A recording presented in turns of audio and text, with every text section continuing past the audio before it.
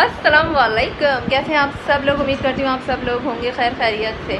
अच्छा जी नहीं बोलना है क्योंकि लास्ट वीडियो में मैंने इतना अच्छा जी बोला है ना कि मेरे हस्बैंड कह रहे हैं तुम्हारा कब से तकिया कलाम हो गया। अच्छा जी, तो अब अच्छा जी नहीं होना है, अब बोलेंगे हम ओके जी।